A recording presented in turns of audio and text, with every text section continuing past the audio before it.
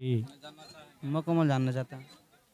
मुकम्मल जानना चाहते हो। देखिए कि नापाकी पाकी नापाक आदमी दो सूरतों में होता है, तब जाके गुस्ल वाजिब होता है। दो सूरतों के अलावा किसी भी सूरत में नापाक आदमी नहीं होता है। अच्छा लगा आपने इस्लामिक बातों को पूछने के लिए हमें इजाज़त दिया। हम सबसे पहला मेरा जो सवाल है कि हम सब बहरहाल नमाज़ पढ़ते ही हैं। हाँ। जी। मसाला जी जी जी। और सबसे पहला मेरा सवाल ये है कि नापाक किन वजह से आदमी हो जाता है, नापाक क्यों होता है, किस वजह से होता है। इसमें आया था बाज़ार है, यहाँ पे चौक है, यहाँ पे कुछ छोटी सी बाज़ारें लगी हुई है। हमारा इस्लामिक कंटेंट बनता है, इस्लामिक सवाल जवाब होता है, इस्लामिक बातें। हम चाहते हैं कि इस्लामिक बातें बाज़ार में भी आम हो, पूरी दुनिया में आम हो। तो यहाँ पे बहुत से मुस्लिम भाई बैठ खड़े हैं, हम चलते हैं मुस्लिम हमारे कुछ सवाल को लेकर के भाई साहब को पहले। अस्सलाम वालेकुम। वालेकुम सलाम। क्या नाम है चाचा आपका? मोहम्मद अब्बास। मोहम्मद अब्बास जी। आपका नाम भाईजान? मोहम्मद अफाक अफाज। जी। आपका नाम? रियाजुद्दीन। मोहम्मद रियाजुद्दीन। जी।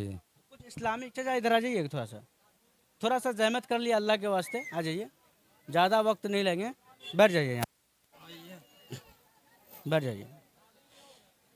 तो सबसे पहली बात चचा कि मेरा इस्लामिक कंटेंट इस्लामिक सवाल जवाब होता है, इस्लामिक बातें होती है। इस्लामिक बातें जानना ज़रूरी है कि नहीं? जी। बिल्कुल ज़रूरी है। है ना, ज़रूरी है ना। जी जी जी। हाँ। तो इस्लामिक बातों पे मैं कुछ सवाल करता हूँ, इस्लामिक बातें को लेकर के मैं आया हूँ आपके गांव तक, आपके चौक चौराहे तक, आपके बाज़ार तक, ताकि हमारा जो भाई जानता है तो बताएंगे, नहीं जानता है तो वो हम बताएंगे और कुछ सिखा के जाएंगे, कुछ सीख करके भी जाएंगे। ठीक है, तो कुछ इस्लामिक सवाल मेरे जहन में पूछने की इजाज़त है? बोलिए। इजाज़त। इजाज़त है इजाज़त। चलिए खैर, बहुत अच्छा लगा आपने इस्लामिक बातों को पूछने के लिए हमें इजाज़त दिया। हम सबसे पहला मेरा जो सवाल है कि हम सब बहरहाल नमाज़ पढ़ते ही हैं। हाँ। जी।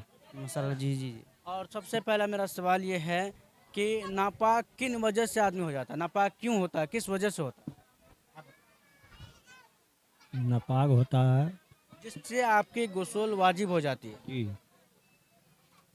मालूम नहीं है। मियाँ बीवी से भी मिलने से पेशाब भी लगने से होता है, पखाना भी लगने से हो जाता है। आप बताइए। मान के चलिए हम अगर पानी लेके पेशाब नहीं करेंगे तो कपड़ा बदल के फिर भी तो गुस्ल करना होगा, कम से कम नहीं यहाँ से तो धुलाना होगा, वैसे तो होगा नहीं नमाज। तो बाई चांस से किसी का नाइट फेल हो जाता है या कोई ऐसा प्रॉब्लम हो जाता है तो उसको गुस्ल करना पड़ता है, बिना गुस्ल से वो पाक नहीं हो सकता है। बात आपका कहीं ना कहीं सही है तो कहीं ना कहीं गलत है, आपकी बात पूरी दुरुस्त नहीं है। और बात पूरी दुरुस्त नहीं है कि नापाकी पाकी के बारे में क्या जानना चाहेंगे मुकम्मल? जी। मुकम्मल जानना चाहता हूँ। मुकम्मल जानना चाहते हो। देखिए कि नापाकी पाकी नापाक आदमी दो सूरतों में होता है, तब जाके गुस्ल वाजिब होता है। दो सूरतों के अलावा किसी भी सूरत में नापाक आदमी नहीं होता है। ठीक है, वो दो सूरतें क्या हैं आपको बता दो। जो शादीशुदा है, मियाँ बीवी से हम बिस्तरी किया, हाँ। उससे आप नापाक हो जाते हैं, आपको नहाना आपके ऊपर फ़र्ज़ हो जाता है। दूसरी सूरत या तो एहतलाम, जैसे भाई ने बताया, एहतलाम का हो जाना या नाइट का फेल का हो जाना। हाँ, उन सूरतों में आपके ऊपर गुस्ल वाजिब हो जाती है, फ़र्ज़ हो जाता है। इसके अलावा किसी भी चीज़ से फ़र्ज़ या वाजिब नहीं होता है।